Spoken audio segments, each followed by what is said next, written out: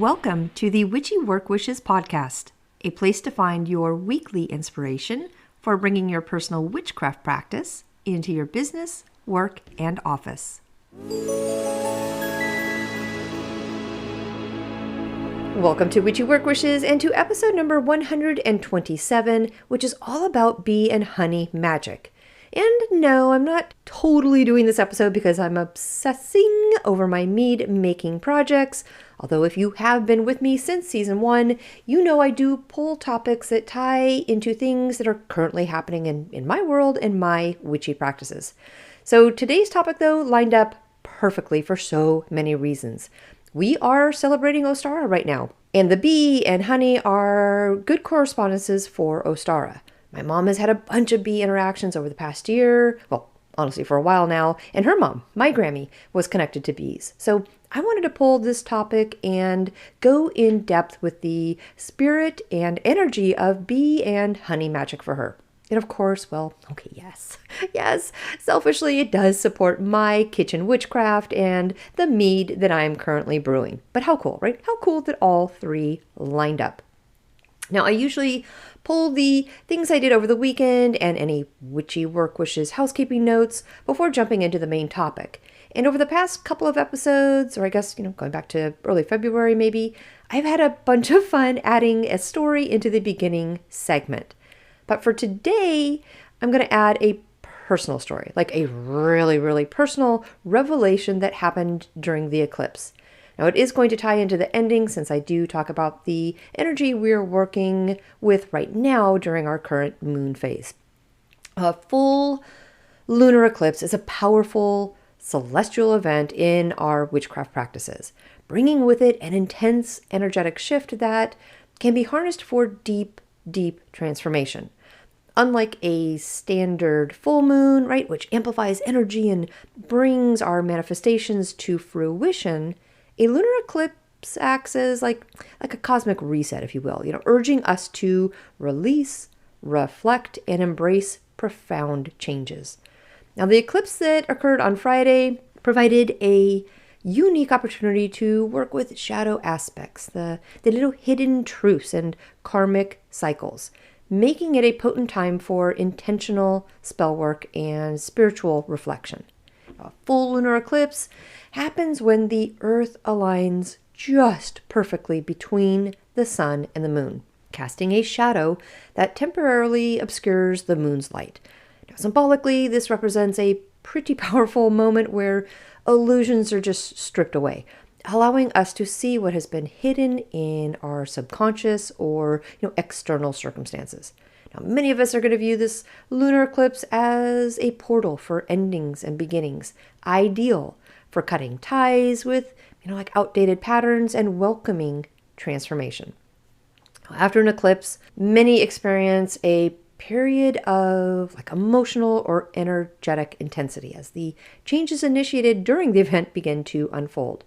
Grounding practices such as working with earth elements, consuming nourishing foods, and just engaging in physical movement can help integrate, the shifts. For me, the message came through a dream. And I'll give you a little bit of background so you know how profound this message was. I don't want to dive too deep in the whole scenario, otherwise we are literally going to be here for 2 hours because I know this episode goes over 60 minutes with the main recording. But spiritual awakenings often emerge from life's most challenging experiences. Now, for many of us, these moments of profound transformation occur after significant upheavals, like a loss, an illness, or a personal crisis. Now, my spiritual awakening came after a deeply traumatic event. This experience, which initially just shattered my sense of safety and control, ultimately has become the catalyst for my most profound personal and spiritual transformation. Through the darkness of trauma, I discovered resilience, inner strength, and a connection to something greater in my witchcraft practice. Now, at the time of the event, I didn't see it. We don't see it. I felt disconnected from the world around me. Fear, anger, and grief consumed my thoughts, and I questioned everything that I had once believed in about life, justice, and personal power. Unfortunately, this was not my first time feeling these things. I have had other catapults, different for sure, but other catapults in my life that stirred similar emotions and pain.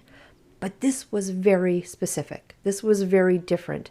And for a time, I was, like lost in a cycle of anxiety and hypervigilance, like reliving the moment over and over, again and again, unable to make sense of the experience.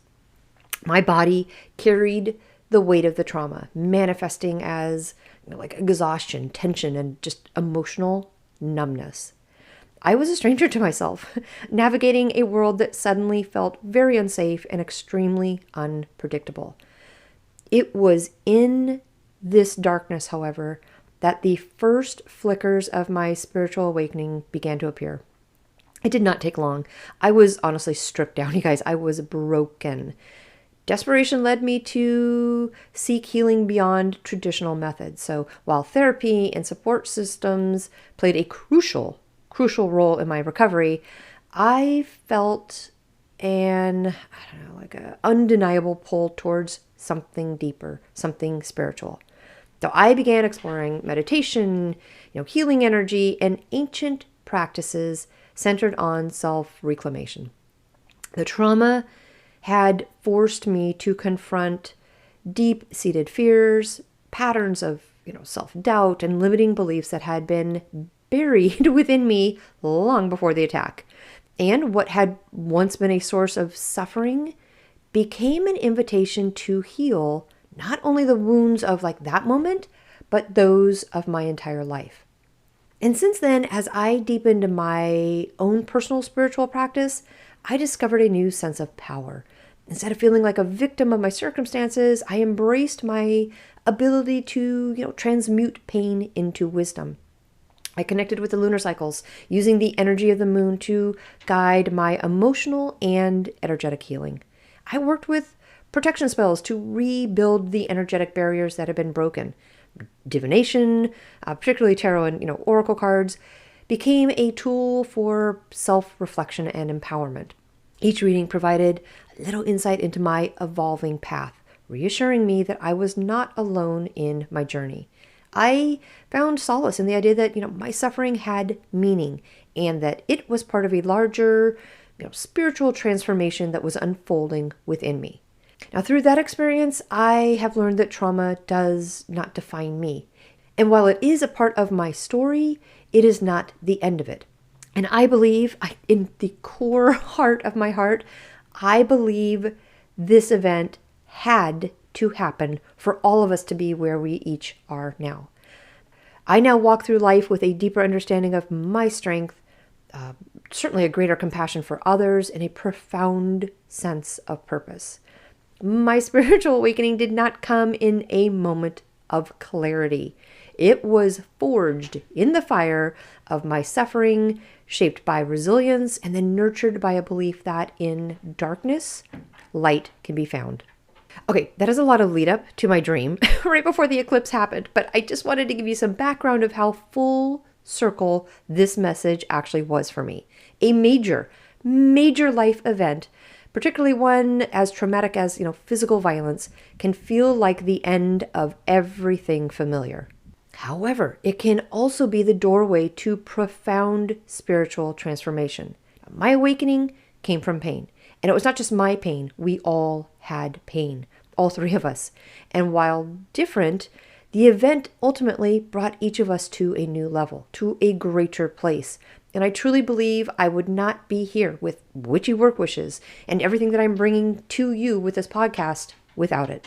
Healing is not about erasing the past, but about integrating it into a new and empowered existence. Okay, the night before the eclipse, I was abruptly woken up from a dream that I was having. And not a, it's almost time to get up dream, but a deep middle of the night dream. The message was clear, like crystal clear. I needed to get the numerical value from the night of the attack, the event, for closure. This was the final message of this journey, this chapter, this book, whatever we want to call it, that I have been on for, the past 4-ish years. so that I could understand the bigger picture and release it. It was time to let go and not just say, okay, good, bye-bye.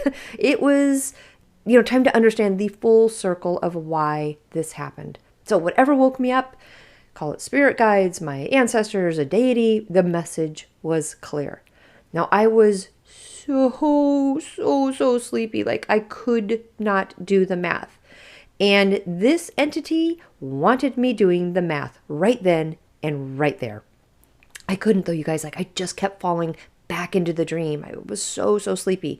Now, upon waking though, I did the math. And there are two options, which is why I think I ended up not doing it till I woke up. I think I needed to see both sides. Now, they each have different outcomes too, depending on which one I use. So you guys help me with this, please. The event happened on what I would say was a Thursday night at like 1:30-ish in the morning is when it started.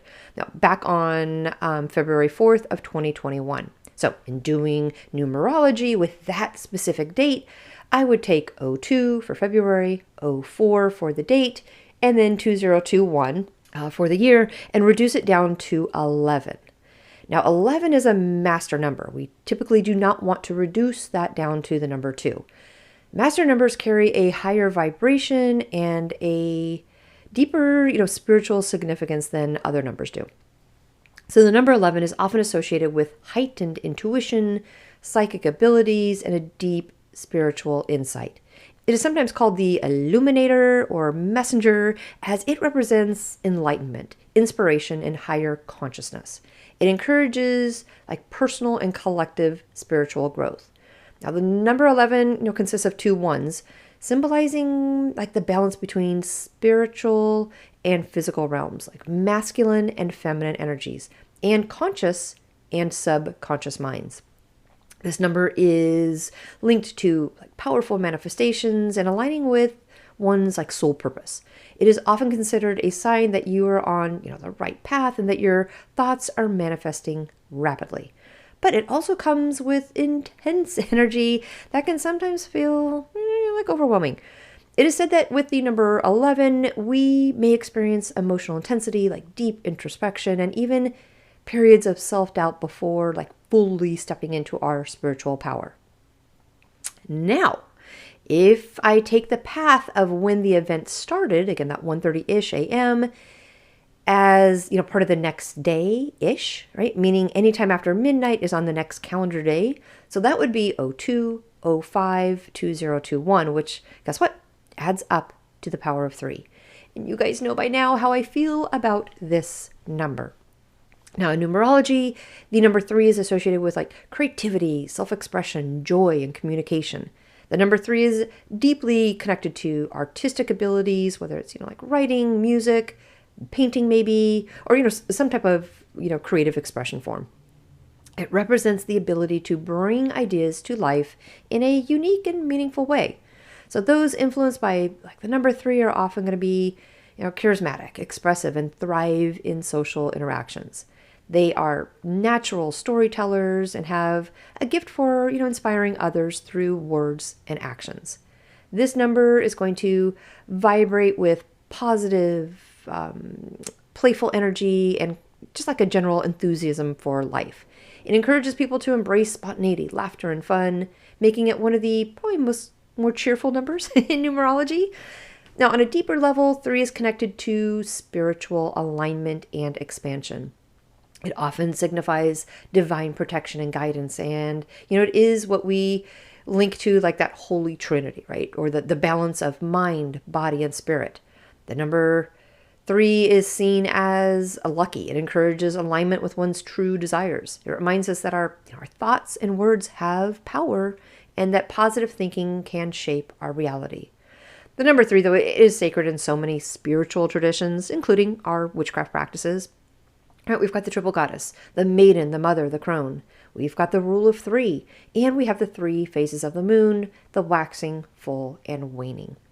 So I've been sitting with this energy. I listened. I truly listened to the message I was so abruptly woken up to. Girl, wake up. Do the math.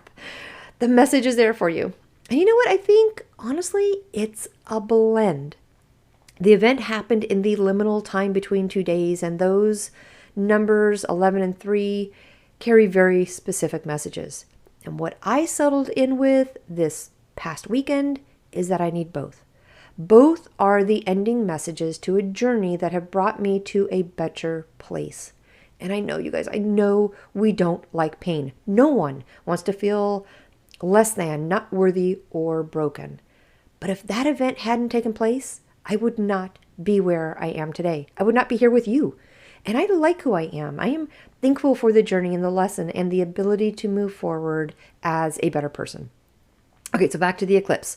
We have had many eclipses since February 2021. But apparently I was not ready. Like, the work had not yet been done. There was no book to close because the journey had not yet fully unfolded. But now it has. And I think whatever got me up last week did so because it was time to process the ending. Time to close the book. So that is what I did this past weekend. And I think I had many messages, many little breadcrumb signs that it was coming. The Komodo dragon dream, the lizard energy, it's all about transformation. And here we are, spring, Ostara. It is time to start something new. And that can't be done while holding on to the old. Now, I have done my work. I have reconciled what happened, and I have emerged stronger. And I think this, final step of letting go, closing, needed to happen before Ostara started. So that is what I worked on, you guys. That is what I got emotional over and said goodbye to, and ultimately felt so at peace with. So if you happen to be walking a similar path, please know this. The wound may be deep, but so is your capacity to heal. Spiritual awakenings are often born from life's darkest moments, guiding us towards a light that we never even knew existed within us. I know not everyone makes it. We know not everyone makes it. I am so thankful I did. I am so thankful the other two did as well. We are stronger, wiser, and better for it. And I know that may sound a little crazy to hear, but that event needed to happen to get each of us where we are now. And I love, love, love where we are now. Well, oh boy, this is a tough segue to the cheerful buzzing bee. Oh my gosh, sorry guys. You know what? We may just need to raw dog it and jump right into the bee and honey magic episode. Let's see, how can I bridge this? Okay, how about this? Every painful ending brings space for something sweet. And honey can bring comfort, joy, and nourishment to the spirit after, a time of release, like the eclipse that we just had. Honey magic has a way to seal wounds, both physical and emotional, after releasing pain, during an eclipse.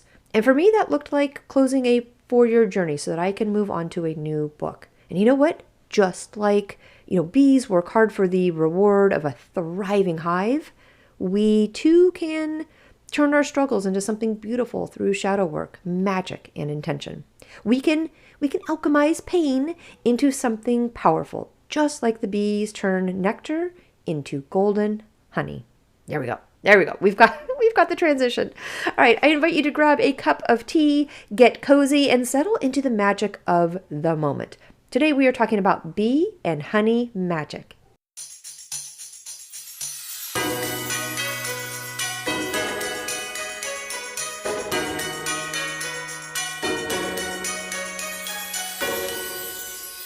Welcome, my magical friends, to this deep dive into the sacred symbolism of bees. These tiny, buzzing creatures are more than just hard-working pollinators. They really are woven into the mythology, spirituality, and magic of cultures around the world. For thousands of years, bees have been revered as, divine messengers, little keepers of wisdom, and symbols of fertility, abundance, and perseverance. But before I jump into the history of bees, I really would like to start off with the bee as a spirit animal and what that can mean for those of us who feel a deep connection to them. So the bee, super small but super mighty, carries a profound spiritual significance for those who feel drawn to its energy. As a spirit animal, the bee embodies the essence of hard work, community, and the rewards that come from dedication. It really does serve as a reminder that diligent efforts, when aligned with a higher purpose, lead to both personal fulfillment and collective harmony. If the bee has appeared in your life as a guide, it is bringing lessons about balance, resilience, and the sacred dance between work and rest. Bees are symbols of productivity and perseverance, but their work is never, like mindless. Each task they perform is really essential to the hive, contributing to, the well-being of the whole. If the bee is showing up in your spiritual practice, it might be asking you to assess how your work contributes to your greater purpose. Are you simply busy, or are you engaged in meaningful creation? I think the bee teaches us that, work should be purposeful, whether it's crafting something that's tangible, maybe it's building relationships, or it's nurturing your personal growth. At the same time, though, bees do not work themselves to exhaustion. They rest when needed, and they rely on the entire hive for support. So this spirit guide may be reminding you to find, some type of equilibrium, to honor your labor, but also your need for renewal. Burnout is not a badge of honor. Rather, true success, I think, comes from, pacing yourself and trusting in the cycles of nature. So bees thrive in interconnectedness, right? They communicate through intricate dances and work together towards a shared goal. And they rely on each other to maintain balance in the hive. So if the bee has appeared in your spiritual journey, it could be, nudging you to strengthen your bonds with those around you. Are you in harmony with your community? Are you giving and receiving support in equal measure? Well, the bee's guidance could suggest that, collaboration will bring more abundance than isolation. Whether in your career, could be a personal life, or spiritual practice, the presence of the bee spirit really encourages us to, lean into teamwork and trust. This message is especially important if you are feeling disconnected or, maybe hesitant to ask for help. The bee is going to be that little reminder that no one is meant to do everything alone. Co-creation with others really can lead to stronger foundations and sweeter rewards.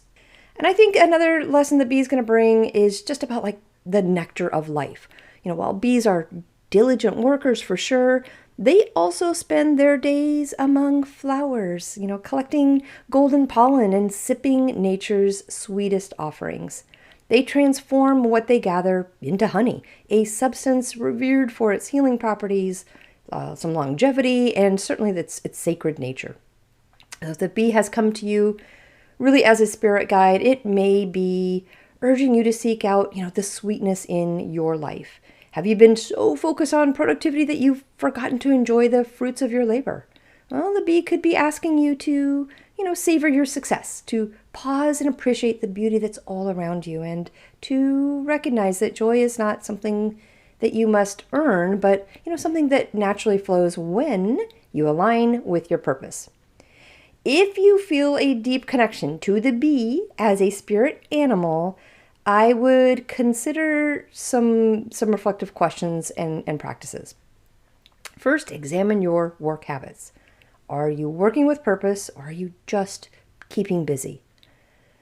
Second, nurture your community. How can you better contribute to or seek support from those around you?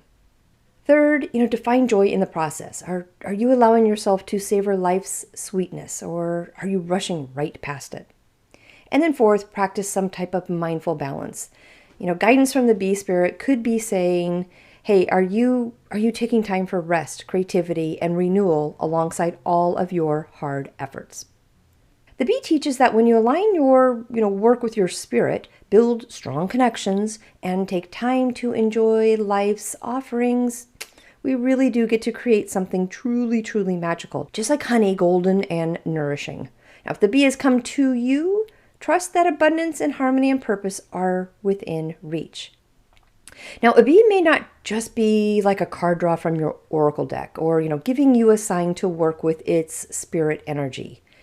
Bees have long been regarded as messengers between worlds, carrying, spiritual significance across cultures and many mystical traditions.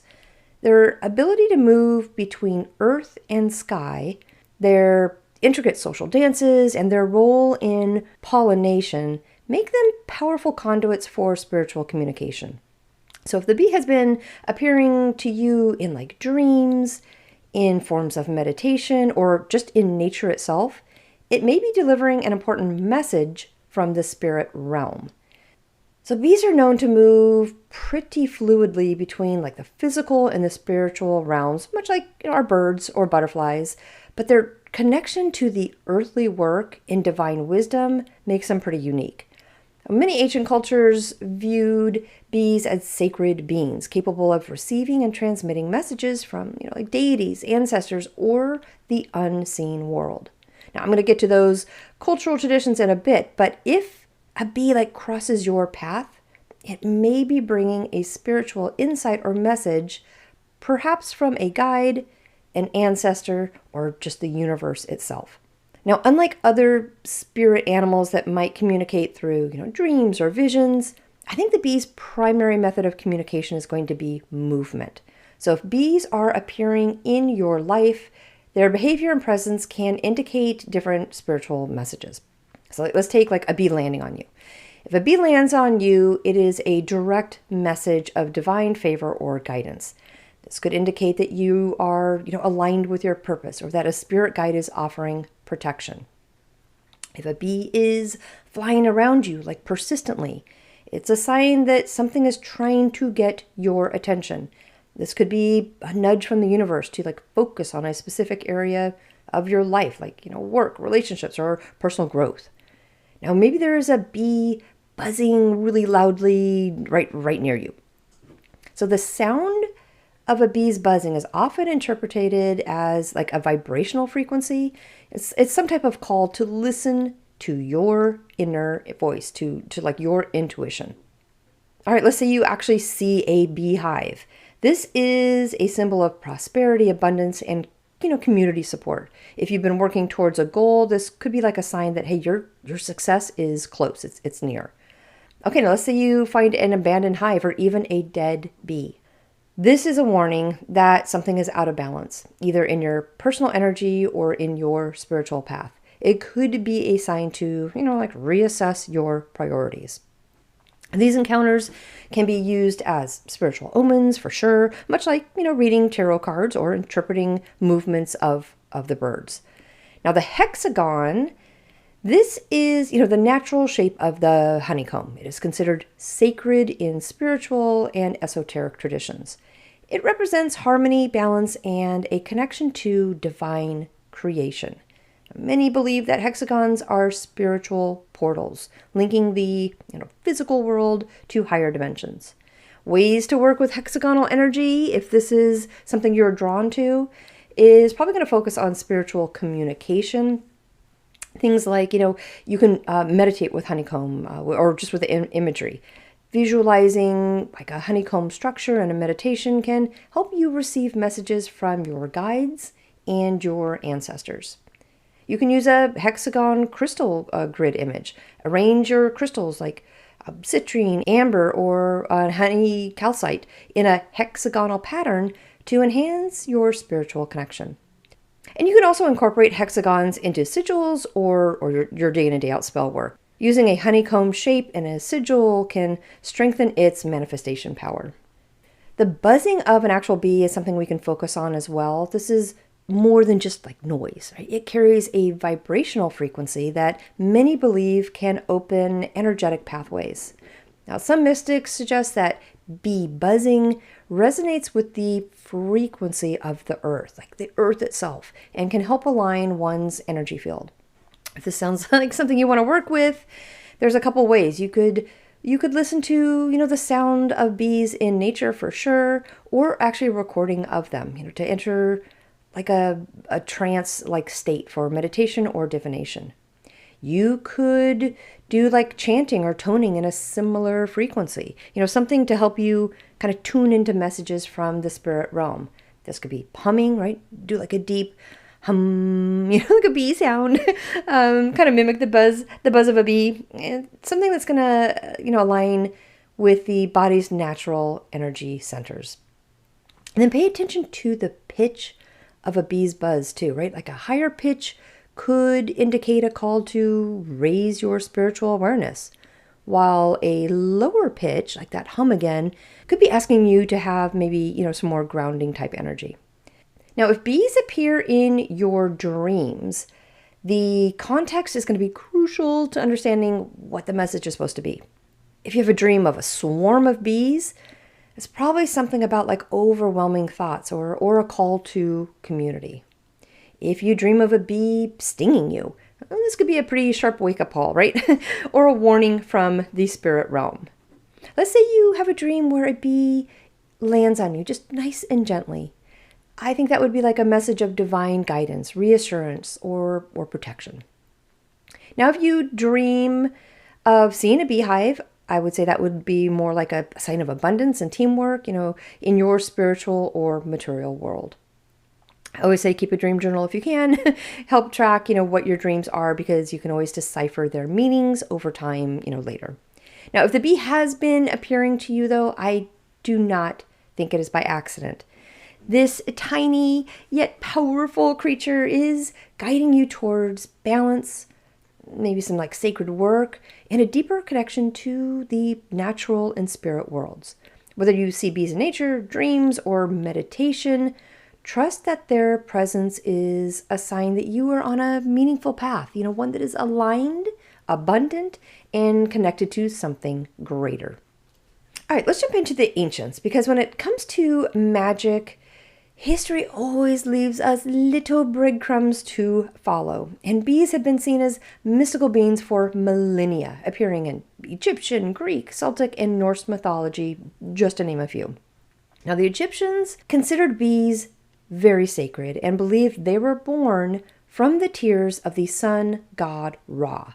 According to myth, as Ra wept, his tears fell to the earth and transformed into bees, connecting them forever to divine energy and, the power of the sun.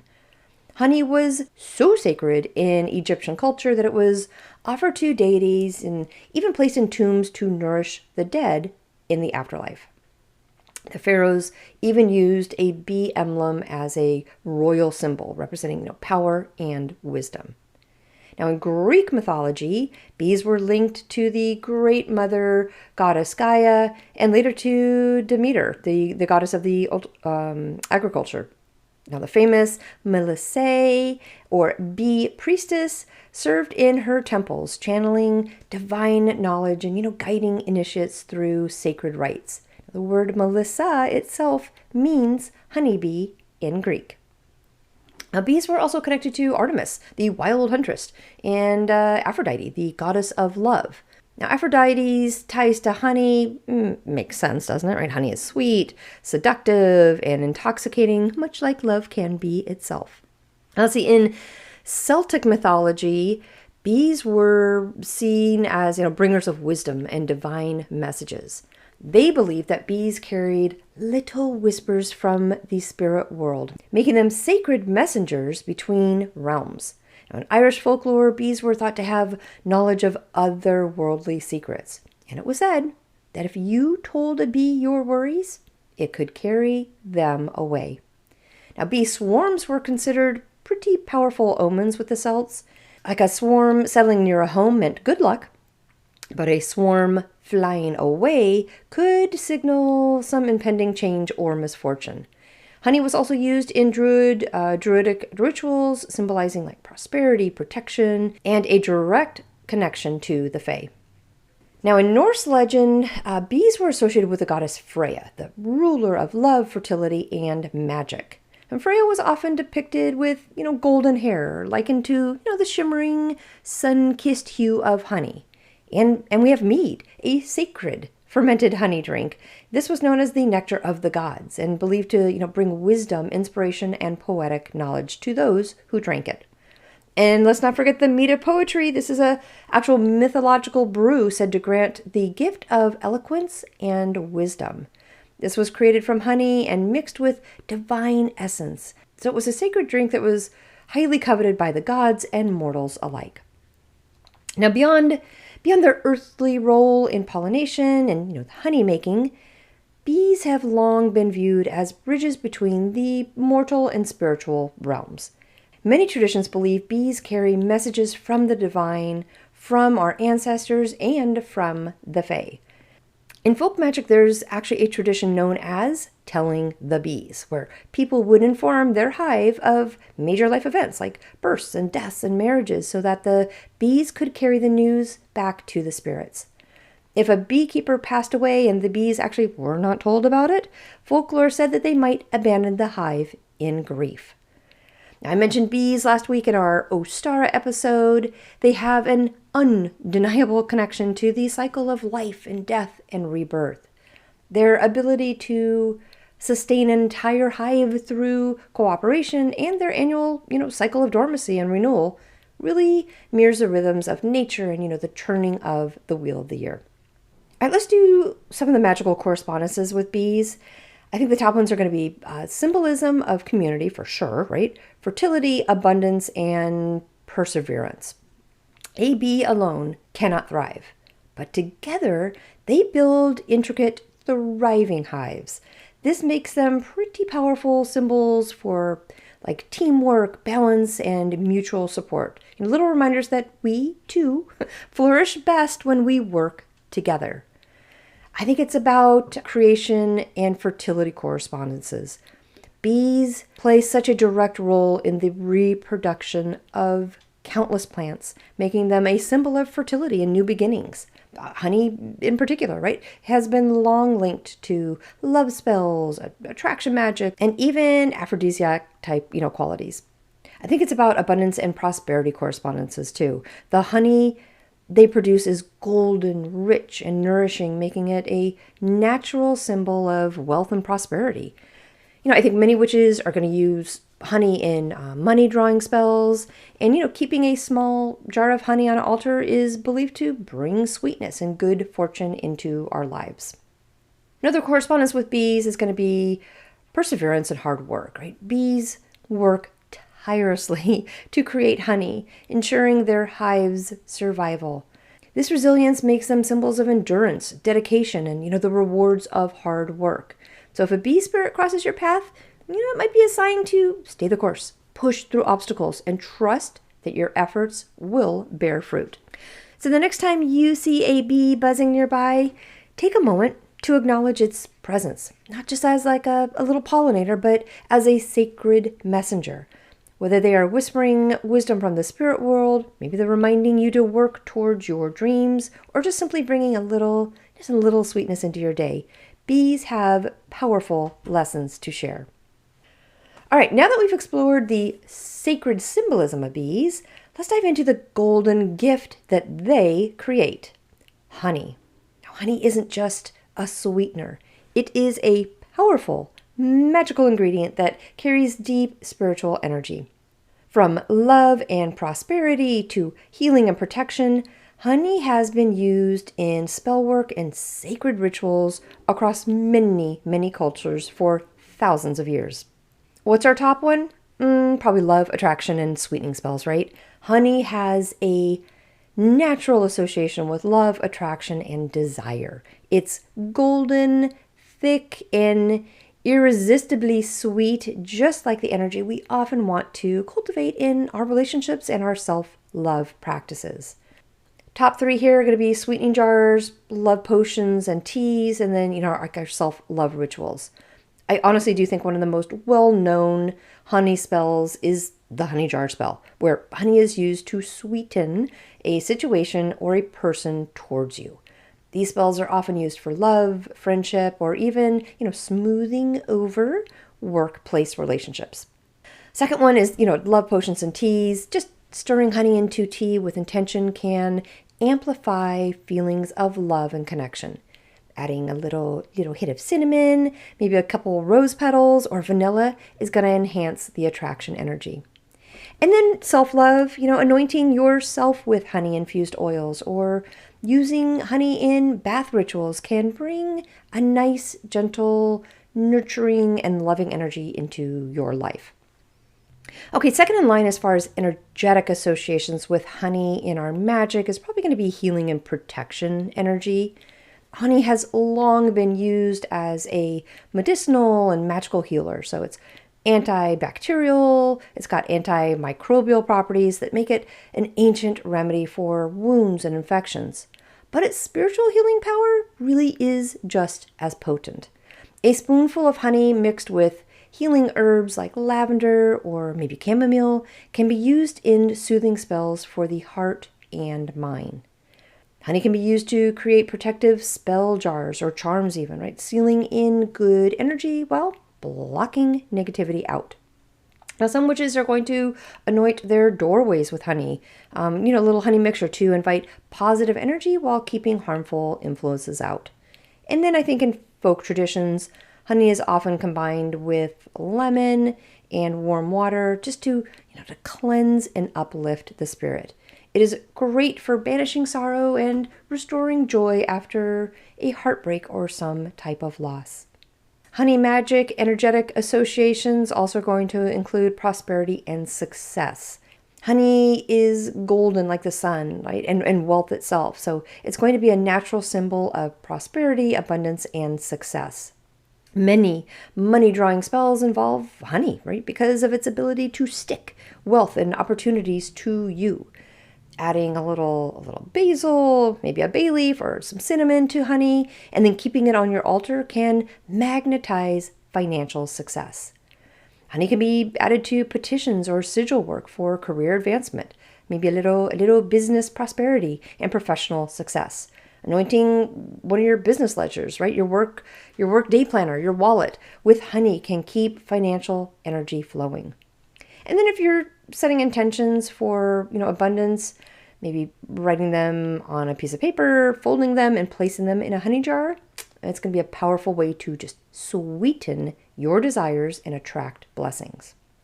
All right, let's see. What about our correspondences? We know that every magical ingredient carries specific planetary, elemental, and deity connections that influence how it can be used in spell work, right?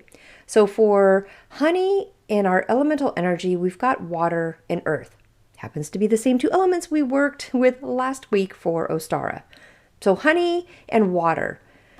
Honey flows like, liquid gold, right? Making it deeply tied to the element of water, which governs emotion and intuition, love and healing.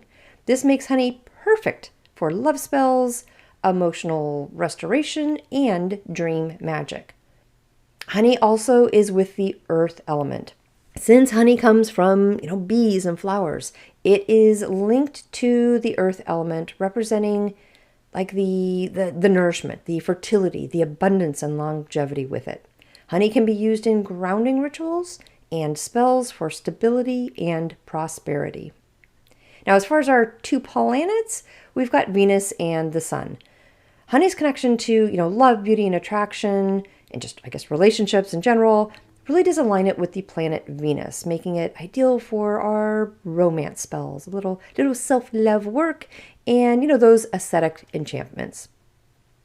And for the Sun, think of like the golden color of honey and its nourishing, life-giving properties that link it to the sun. This is going to represent, like vitality, success, warmth, and joy. And honey can be used in spells for confidence, personal power, and abundance. So honey is more than just a kitchen staple, right? It really is a potent tool for sweetness, healing, and prosperity. Whether you're adding it to your love potions, you might be using it in your prosperity spells, or working with deities. The golden elixir, it just holds a deep magical power. And if you've never worked with honey in your craft, I really encourage you to try it. Like just something simple. Start small with like a little stir into your morning tea while setting an intention, or make a honey jar to attract love and abundance. Okay, let's say you are not new to honey. You are ready for some actual honey magic. All right, let's do it. There are so many ways to incorporate honey beeswax and bee energy into your magic. Whether you're going to be casting, sweetening spells, maybe you are working kitchen witchery, or honoring these, sacred creatures with little offerings. I just mentioned the honey jar spell. This is a pretty famous one in our folk magic traditions, and it is a sweetening spell designed to bring kindness and harmony and favor to a specific situation. So let's do that one, right? Okay, honey jar spells work with the idea that as honey is thick and slow moving, the effects of the spell will gradually intensify over time, sweetening relationships, maybe healing some rifts, or attracting positive outcomes. So let's make one. Let's do a basic honey jar spell for sweetening some type of situation. You're going to need a small jar with a lid. It does not need to be big. You don't need like a big mason jar. But a small jar with a lid, a little bit of honey, a piece of paper, and a pen, along with a candle. I do want to give a little variation if you are vegan. So a good alternative would be maple syrup or agave in place of honey. But on your piece of paper, write the name of the person or the situation that you wish to quote unquote sweeten, right? So if it's for self-love, write your own name down. Fold the paper towards you, right? We want to draw the energy in and place it inside the jar. Pour honey over the paper while stating your intention. Something like, as this honey is sweet, so too shall person's name, your name, situation, whatever it is, be sweetened towards me. Seal the jar and place a candle on top, light it, and, visualize your desired outcome, and then let the candle burn down. Now, I would grab some tea lights, something small, and light one each Friday, like, our love day, Freya's day, each Friday thereafter, to continue giving your honey jar energy that lasts and goes the distance. Now, this can be used for romantic relationships, right? Friendships, work situations, and even, honestly, legal matters. If you're doing some self-love type work, throw a little sprinkle of cinnamon, right, for warmth and confidence. If you're looking for something with business, mix in some basil, maybe a little gold glitter for prosperity. Or if you're trying to work on a reconciliation, maybe add some lavender or rose petals, something that encourages harmony. Okay, kitchen witches. We know honey is a powerful magical ingredient in our kitchen witchcraft because we consume it, right? We directly absorb its energy and its intentions, making it perfect for spells that involve transformation, love, and abundance. One way to boost honey's magical properties is going to be by infusing it with herbs and flowers and spices. Something that aligns with your intentions. Now, I made another 3 huge big jugs of mead this past weekend, and I am obsessing over this. I personally went to the magic of herbs and flowers and spices for my recipes and pulled some very specific energy into the fermentation process. I'm having so much fun with this. But let's grab some spell-infused honey recipes for today. If you are doing, let's say, like a love honey spell, you're going to want to pull like rose petals, right? Cinnamon and vanilla. You can use it in your tea before a date, or drizzle that honey mixture over fruit for a love drawing spell. If you're looking for a spell-infused honey recipe for prosperity, I would do basil, bay leaves, and like a little bit of an orange peel to attract wealth. Stir it into your tea before a job interview or even like a big business meeting. And if you're looking for something for, more protection energy, infuse it with ginger, rosemary, and some cloves, for warding off negativity. Spread it on your toast or, maybe add it to your warm glass of milk before bedtime.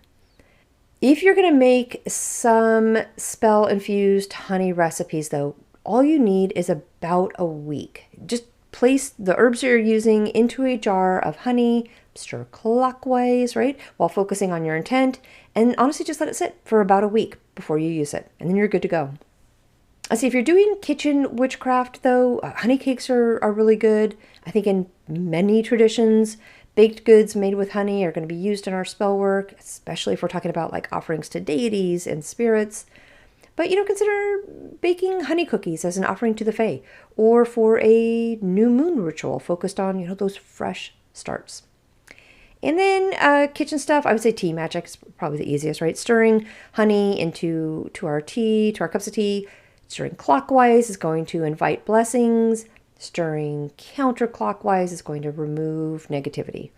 And try some additions, lavender honey in a chamomile tea for relaxation, or cinnamon honey in black tea for power and focus. Okay, while honey certainly is a powerful tool for attraction magic, actual beeswax offers stability, protection, and long-lasting energy. Now, beeswax candles are highly favored in our practices because they're natural, right? They're long burning and they are imbued with the energy of the hive. We can roll our own spell candles using sheets of beeswax and a wick. We can anoint a beeswax candle with honey and then roll it in herbs before burning it. And then use your, color correspondences with your beeswax candles, yellow for clarity, pink for love, green for prosperity, whatever you need, whatever energy you are trying to work with.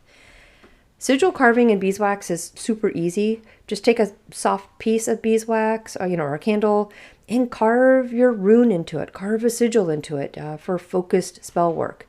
Melt it down and use it to seal letters, to seal spell jars or petitions with that energetic imprint. Now, instead of just closing a jar with a lid, you can drip melted beeswax over the top to, seal the magic inside, especially if you are working with some long-term spells like protection jars or any type of ancestor work. Now let's see, how about some bee rituals and offerings, like really honoring bees and nature spirits? Since bees are sacred messengers and magical allies, I think it's really important to just show gratitude, right, when working with their energy. Offerings for bees and, bee spirits can be fresh flowers, especially like lavender, thyme, daisies. Those are going to attract actual bees. A small dish of honey is going to be great, just left in your garden or on your altar. A bee bath is a great offering to bees and bee spirits. Just a nice shallow dish of water with stones for bees so that they can safely land and drink. And then, candles made of beeswax. Something, lit in their honor during rituals. Bees and honey are not just powerful magical tools. They really are reminders of balance and harmony and that co-creation with nature. By incorporating their gifts into our practices, I think we get to embrace their wisdom, like the wisdom of the hive, the sweetness of life, and the abundance of the earth. So the next time you drizzle some honey into your tea, roll a beeswax candle, or honor a bee in your garden, remember the deep, deep magic that is at work. Okay, before I jump into some practical spell work and recipes for us and ways that, we can bring this energy into our corporate worlds, I wanted to quickly talk about just some ethical considerations and how we can, respectfully work with bees. As witches, spiritual practitioners, and nature lovers, it is essential that we honor and respect the magical allies we work with, all of them, right? All of our allies, which naturally is going to include bees. Now, honey and beeswax are beautiful gifts from nature, but we must consider that they come from hard-working, living beings. If we are going to use these ingredients in our craft, we should do so with gratitude, awareness, and ethical responsibility. So let's talk about how we can ethically source honey and beeswax, support bee conservation, and make some small changes in our practices to help protect these incredible creatures. First, not all honey and beeswax are created equal.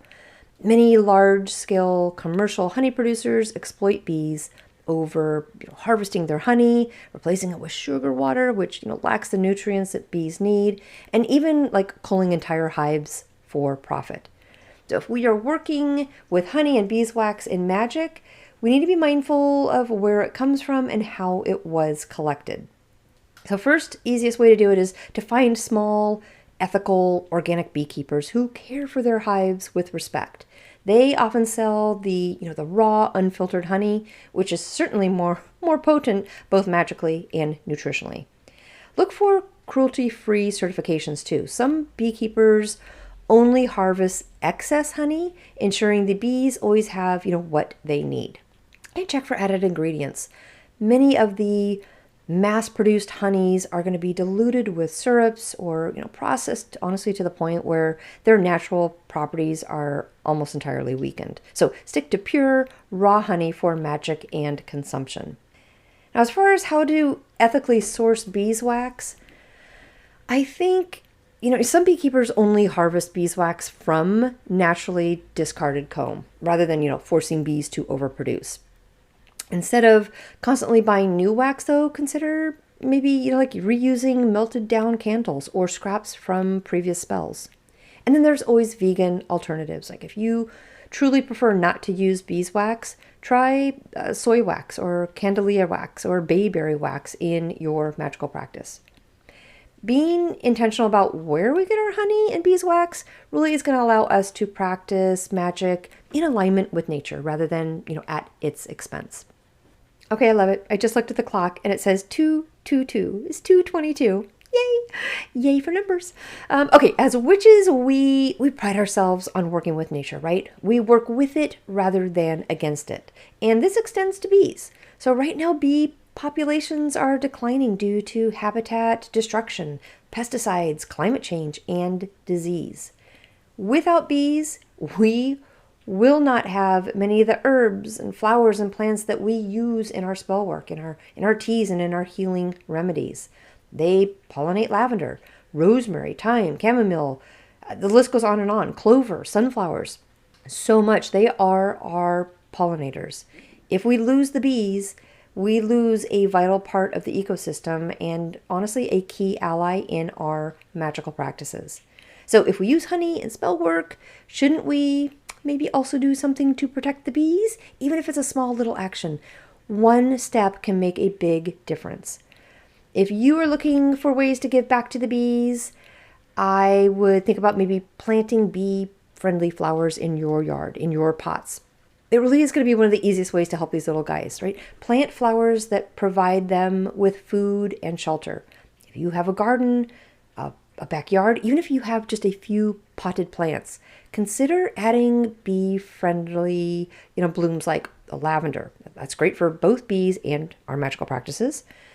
Plant thyme and rosemary. These are herbs that we use for spells, but they also feed the hive. Think about planting chamomile and clover. These are gentle, healing flowers that are loved by bees. And if you can, plant sunflowers and daisies. They brighten up our spaces and they are uplifting sources of pollen. Now, if you are short on space, which I get it, a lot of us are, even a small window box or hanging plant can provide valuable food for our bees. A second is going to be just to avoid pesticides and harmful chemicals. This is a great way to give back to the bees. Many pesticides and herbicides contain neurotoxins that really disorient bees and make it really hard for them to return to their hive. So choosing organic gardening methods can help reduce, harm to bees and other pollinators. Avoid chemical sprays, right? Opt for natural pest repellents like neem oil or do the companion planting. Let wildflowers grow. Clover, dandelions, and wild herbs are really great food sources for our bees. And then also provide safe drinking water, someplace where they can land safely. Bees need fresh water. They often struggle to find safe places to drink, especially in urban areas. And to do this, it's super easy. Fill a really shallow dish with clean water. Add some pebbles or marbles or something so that the bees can land safely. Now, my mom actually just gave me something for my yard. It's a honeycomb shape that floats, something that floats in a water dish. So no matter what the level is of the water, the bees will always have a safe place to land, drink, and be able to take off and flight again. But place it in a shaded area near flowers or herbs. This is a super easy way to support bees during our hot months and our dry seasons. And then another way we can give back to the bees, I think, is just to, honor them in our rituals and our offerings. So if you're working with bee spirit energy, maybe consider like an offering or dedicating a ritual to them. You can light a beeswax candle in gratitude before using honey in spell work. We can offer fresh flowers or herbs at our altars to honor bee deities. And we can leave like a little spoonful of honey in our garden just as a blessing for the bees. Just be mindful though, if you are actually leaving honey outdoors, do it in like a small natural container to avoid attracting ants or harming wildlife. Now, if you are really called to this area and you're like, I'm in, I want to go a step further, I would look towards some like education and maybe being like an advocate for bee protection. This can be, learning about ethical beekeeping and then sharing the knowledge with others. You could look into supporting bee conservation groups, or you could even look at like teaching children and others about, the importance of bees, helping them see these creatures as magical allies rather than pests. Okay, now that we have explored the history, we've grabbed some symbolism and ethical considerations on working with honey, let's get into the practical magic side of it, like the real spells and recipes that you can use in your craft today. Honey is one of the easiest and most effective magical tools to work with. It does not require fancy ingredients. It does not require complicated rituals or honestly, even a deep knowledge of witchcraft. It is accessible, potent, and naturally infused with attraction energy. And I have 3 simple, tried and true honey spells for us today. First one's going to be a quick and easy honey spell for setting intentions. Second's going to be a honey-infused love potion tea for attraction and self-love. And the third is going to be a prosperity honey jar spell to bring some success in our business and careers. Let's start with the simplest one of them all, the quick and easy honey spell to manifest your intentions. This is one of my favorite low effort, high power spells. It works on the principle that honey attracts, holds, and sweetens whatever we wish to manifest. For this one, you just need a small piece of paper, a pen, a little dab of honey, and a candle. Again, go back to your color magic, right? White is going to be good for just general intentions, pink for love, green for money, blue for communication. Now, how to do it. On the piece of paper, just write your intention, but do it in the present tense, right? As if it has already happened. I am surrounded by love and kindness, or, opportunity flows to me effortlessly. Dab a tiny amount of honey on the paper, spreading it lightly with your fingertip while focusing on, drawing that sweetness into your life. Fold the paper towards you, right, to attract, and then place it under the candle. Light the candle and say, as this honey is sweet, so too shall my life be sweetened with whatever it is you're doing, right? With love, with success, with harmony, whatever energy. Let the candle burn down while visualizing your intention coming to life. And then keep the paper somewhere special, right? Put it in your wallet if you did a money spell. Put it under your pillow if you did a love spell. Or put it in a journal for personal growth. This is a good one because it's fast, it's effective, and it really can be done anytime you need a boost of magic. Okay, for our honey-infused love potion tea, I think this is a good one just because, honey has been associated with love, attraction, and sensuality for centuries. It's going to be a good spell, to beautifully draw romantic love, maybe strengthen an existing relationship, or even deepen self-love. All you need is a cup of your favorite tea, a teaspoon of honey, a cinnamon stick, or just like a little pinch of cinnamon, and then maybe like a rose petal for just a little bit of added magical attraction.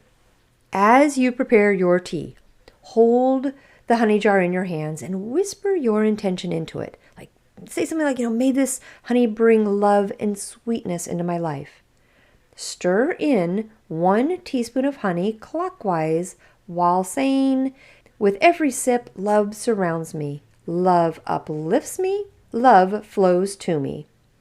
Add that cinnamon stick or a little pinch of cinnamon for passion and warmth, and then mindfully drink your tea, visualizing love just filling your life, whether from yourself or from another. This potion is going to be good for new moon love spells, any self-care rituals that you want to do, or honestly, date night magic. Okay, third, we've got to do some business stuff, right? Something for prosperity with like, a honey jar spell for business growth. If you run a business, if you want to raise, or if you are looking for new financial opportunities, this honey jar spell is really designed to draw success, abundance, and steady income. What you're going to need is a small jar again, a little bit of honey, piece of paper, a green or a gold pen would be good for this one, a few coins, and a small piece of pyrite, something for like wealth and energy, and then a little sprinkle of cinnamon for fast luck. On your piece of paper, write your business name, write your career goals or your financial desires. You could do something like, money flows easily to me. My business is thriving and prosperous. Whatever you want to write down, get it on that piece of paper. Fold the paper towards you and then place it in the jar and pour honey over it while saying something like, as bees build their hive, so too does my wealth grow. As honey is golden, so too is my success. Drop the coins and that little piece of pyrite in there to amplify abundance energy, and then sprinkle a little pinch of cinnamon on top for speed. Seal the jar and hold it in your hands, visualizing success and customers, clients, promotions, or, the money flowing to you. Place the jar on your altar or workspace, and then once a week, shake the jar while repeating your intention. Now, if you want to do a quick little supercharge on top of all of that, I would anoint a green candle with honey and burn it on top of the jar every full moon, just to keep that energy going. These 3 spells are simple, but they are incredibly effective because they tap into honey's natural power to attract, to sweeten, and to amplify our intentions. You do not need an elaborate ritual to work magic. Sometimes the most powerful spells are the ones that are infused with these simple natural elements that we already have in our homes. So I really do encourage you to try one of those this week. See how honey can transform your magic. Let me know if you try one. Tag me, share your experience. I really would love to hear your results. All right, witches, let's talk some business. Many of us navigate 2 worlds, right? The magical one where we weave spells, set intentions, and work with nature. And the corporate one where we send emails, attend meetings, and manage projects. But the truth is, magic belongs everywhere, including our workplaces and businesses. Now, bees, they are the masters of structure, teamwork, and productivity. And honey represents that, sweet success, negotiation, and smooth communication. So how can we blend their energy into our careers, into our corporate spaces and businesses? Well, I've got some ideas. Whether you work in an office, you run your own business, you manage clients, harmonious relationships are going to be the key to success. Honey is perfect for sweetening interactions, ensuring smoother collaborations, and attracting respect and support. So I would use honey to sweeten a difficult work situation. Like if you have a challenging boss, you have a challenging client, or maybe a tough coworker. Try this discreet workplace-friendly honey spell and see what happens. Write the person's name on a piece of paper. Dab a tiny drop of honey on it while saying something like, as honey is sweet, so too shall our interactions be smooth and kind. Fold the paper towards you and then keep it in your wallet, in your desk drawer, or on in your day planner. But then whenever tensions arise, touch the paper and just take a deep breath, visualizing the situation resolving peacefully. Now, we know our corporate life often demands productivity, discipline, and balance, qualities that I think bees embody effortlessly. Whether you are working towards a promotion, managing a team, maybe you are growing a business, you can channel bee energy for focus, organization, and motivation. And to do this, I think a beeswax candle spell for career success is perfect. Take a beeswax candle, again, color magic, right? Yellow for creativity, gold for prosperity, maybe blue for communication, and then carve your career goal into the candle, right? Carve in the word focus or promotion or new clients. Anoint it lightly with some honey while stating your intention, and then light the candle before you head out to work. Or light the candle, during brainstorming sessions to invoke focused, determined energy. Now, if you actually work from home, you could probably just keep a beeswax candle on your desk, right? It can help maintain steady workflow energy throughout your day. Now, if you are a witch running a business like I am, or aiming for financial success in corporate careers, a honey jar spell can be a game frickin' changer. For this, I would, write your name and career or business goal on a small piece of paper. Add it to a small jar filled with honey. Drop in some basil for success, cinnamon to, speed it up for some fast luck, and then some coins for wealth. You could even grab some gold flakes if you have those. And then seal the jar and shake it up. Shake it up before important meetings or presentations or even salary negotiations. I think that's just going to be a nice little prosperity honey jar for our own corporate success. Now, bees work together as a hive, right? Each having a role, but they all contribute to collective success. So whether you're leading a team or trying to foster better maybe collaboration, I think bee magic can help here. If you were heading into an important meeting, make a cup of tea and then, grab a little bit of honey and hold it in your hands and say something like, may my words be sweet, my vision clear, and my leadership strong. Stir it into your tea or your coffee, whatever you're doing, and then carry that energy into your interactions. Walk into that meeting with your cup of tea with the honey magic in it. And then also, if you need teamwork to flow smoothly, you can always anoint your office door or even your computer keyboard with just a little light dab of honey. Something to create an aura of cooperation and mutual respect. Now, if you work in a traditional corporate setting, you may want to keep your magical practices a little more subtle. But there's still ways we can bring bee and honey magic into our offices. You can keep a little honey-infused lip balm in your bag. So before speaking in a meeting, just apply it with the intention of making your words impactful and persuasive. You can use a beeswax-based lotion or perfume, right? This invokes that grounded, prosperous energy while keeping your presence strong yet approachable. You can keep a small honey jar on your desk. Probably nobody's going to question it, but every time you touch it, you can silently reaffirm your career intentions. But think about wearing gold jewelry or bee jewelry. This can serve as a charm for success and confidence and leadership energy. And then always, the teas, that's the super easiest way to do it. Just drink honey-infused tea before those high-pressure situations. It really is an easy and great way just to sweeten negotiations, to ace interviews, or smooth out difficult conversations.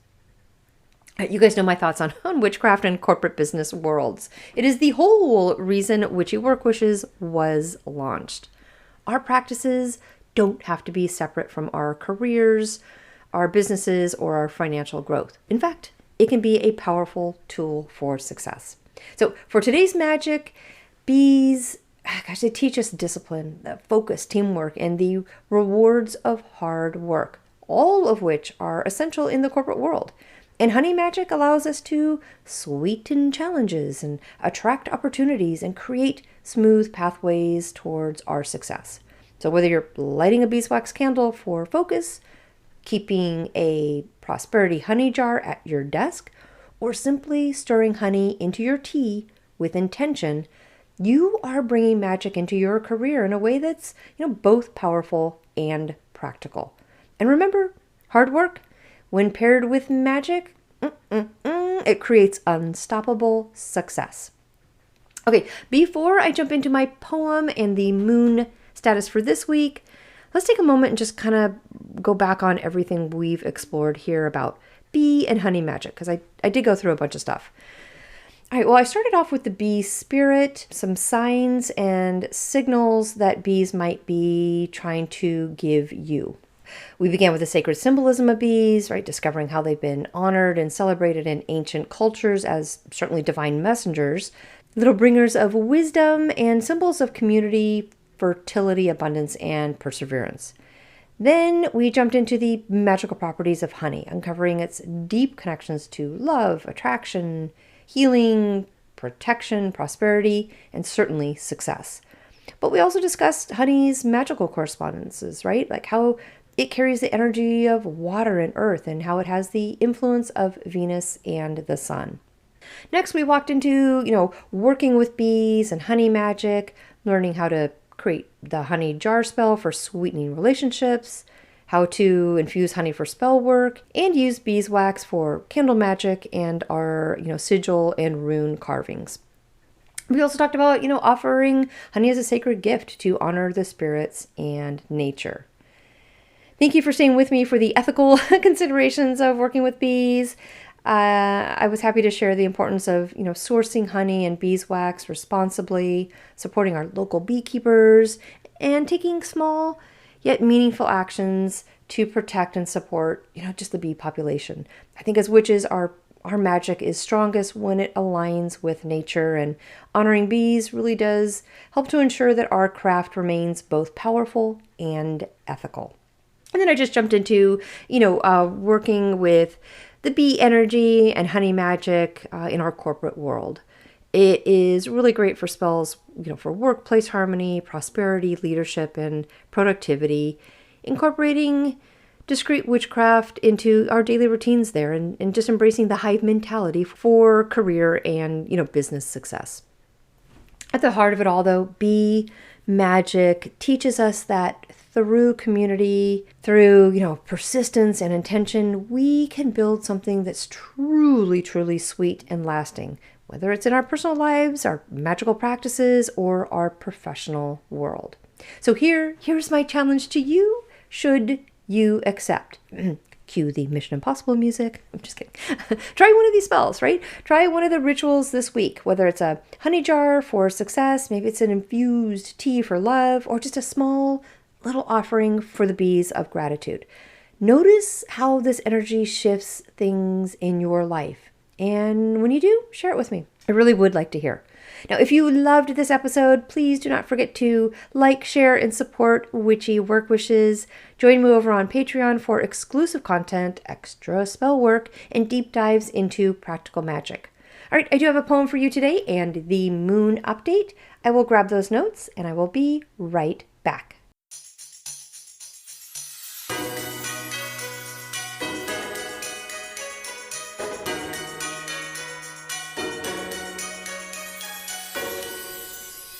All right, let's start with a poem, and it goes. In golden light where wild bees roam, they build their hive, their sacred home. A dance of wings, a song so sweet, with buzzing prayers their works complete. They whisper secrets to the air of ancient gods and witches fair. In temple halls and sacred space, their honey blessed with love's embrace. Honey drips like liquid gold, a potion from the days of old.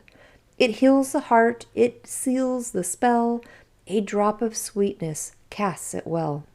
A jar of love, a whispered plea, a spell to set intention free. As honey holds, as bees create, so too does magic weave our fate. Candles bright with beeswax pure, their steady flame makes goals secure. A sigil carved, a wish to send, with fire's kiss our dreams ascend. Plant the blooms that bees adore, lavender, thyme, roses, and more. With every petal, every seed, we call abundance, help the breed. In work and wealth their lessons shine. A hive must work, yet all will thrive. Success is built through love and care, like honey's touch, both rich and rare. So honor bees, their gift is wise, a golden link to endless skies. For what they craft, both wild and free, is laced with ancient alchemy. So sip your tea, roll wax with care, and let sweet magic fill the air. For in the hive, in comb and sting, lies wisdom deep in a buzzing wing. Okay, let's see. Our beautiful moon. Oh my goodness. She's probably just as tired as we are right now. Woo! Last week was a biggie. And now we get to take a well-needed rest and slow down just as she is in her waning phase. I don't know about you guys, but the full moon this past weekend, oh my God, the eclipse, I was pretty careful in what I did and did not do in my practice. I'm not gonna lie, there was a lot of downtime. Like I felt like there was a lot of release and letting go. This was not a big manifestation weekend for me. And even more so, like where I live, we had storms. So I will talk about some very specific full moon, full eclipse storm water that I grabbed and what I'm saving it for, for like use in my practice later. Now, the celestial dance of the moon is always shifting, always pulling us deeper into the rhythms of, like the magic and transformation. And when we emerge from a powerful eclipse like we just had, we step into a moment that is both charged and empty. Potent yet peaceful. So right now we are still in that like liminal space where I think the energy is just kind of still settling. Now, as the moon wanes, as light is slowly diminishing, right? We are entering a sacred time of release, reflection, and realignment. Now, for witches, this is an invitation, like a whispered call from the universe, if you will, to pause, to let go, and to prepare for what's to come. Now, a lunar eclipse is a little moment of revelation. It brings the hidden into the light, kind of peeling back the veils between what we know and what we have yet to see.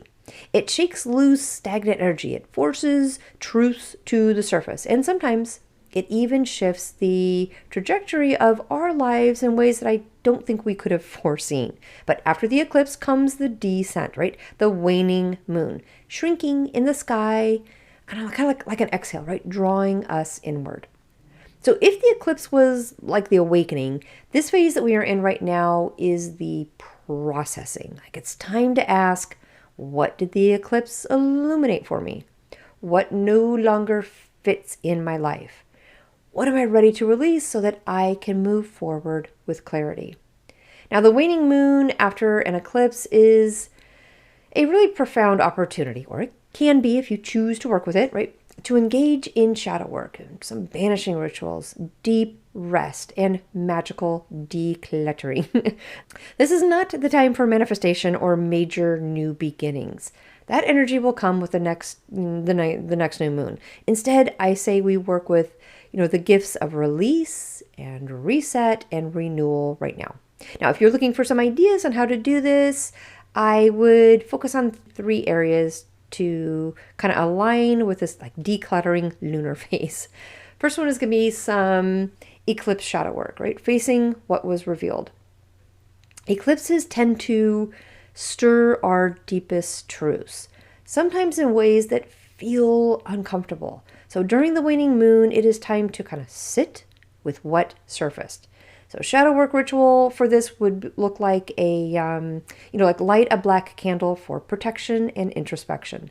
In your journal, write, what did the eclipse show me that I have been avoiding? And then let yourself be honest, like no judgment, just the truth. If resistance arises, remind yourself, this is not meant to harm me, but to free me. Now, if emotions surface, I say let them. Allow them space. Cry, breathe, scream into a pillow if you need to. The waning moon is a safe space for release. Second one I would do is like a banishing and cleansing ritual, like some type of cord cutting, from the eclipse's lesson. Not all truths are meant to stay. Some are meant to be seen, acknowledged, and released. So a banishing spell for the waning moon would look like, writing down a habit, a fear, maybe a toxic pattern, or one of those limiting beliefs that we just tend to hang on to, something that the eclipse revealed. Hold it in the paper and say, I release this with love. It no longer holds power over me. And burn it. Visualize the energy dissolving. Scatter the ashes outside, whispering something like, as the moon wanes, so does this hold on me. Now, you can also cleanse your home with smoke, right? Do a salt cleansing, moon water charged cleansing under the eclipse to kind of sweep away residual eclipse energy too. And the third one is like some type of rest and energy recovery, or like listen to your body. Eclipses are typically energetically intense, like often leaving us feeling pretty drained, pretty raw, or even maybe like a little restless. So the waning moon right now is a natural invitation to slow down. Self-care practices are going to be really good right now. This can look like, taking a ritual bath with some lavender and chamomile, a little bit of Epsom salt, something to soothe and clear. Work with some dark moon teas too, like valerian root, passion flower, or skullcap to aid in your deep rest. And then if you can, reduce external noise, right? Log off of social media for a little bit, spend time in nature, or just sit in silence. This is a time for stillness, right? It is not a time for action, especially after the big eclipse. Just allow your body and your spirit to reset. You know what this is a time for? Wisdom, right? The waning moon after eclipse is a rare and sacred time. It really asks us to be honest, intentional, and to be open to transformation.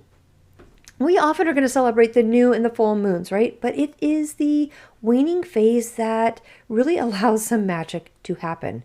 Here we get to unravel, untangle, and unload. We do the work that ensures our next manifestations are not weighed down by the past. So if you can, please take time to reflect, release, and realign. Trust the process. The moon may be waning, but your magic is only growing stronger. And when the next new moon rises, you are going to be ready. You're going to be lighter, clearer, and fully aligned with the magic that is meant for you. All right, we started off with the bee spirit energy today, and next week, guess what? It's all about the ladybug spirit and energy and what it means if they keep showing up for you. I hope you have an amazing rest of your week and weekend, and I will talk with you next week.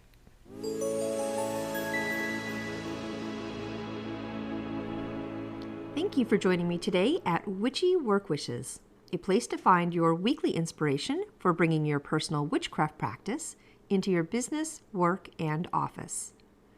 For more information and additional content, please visit me online at witchyworkwishes.com. If you want to send me a personal note, please email me at info@witchyworkwishes.com. And of course, you can follow me on Instagram and Facebook. Just search for Witchy Work Wishes.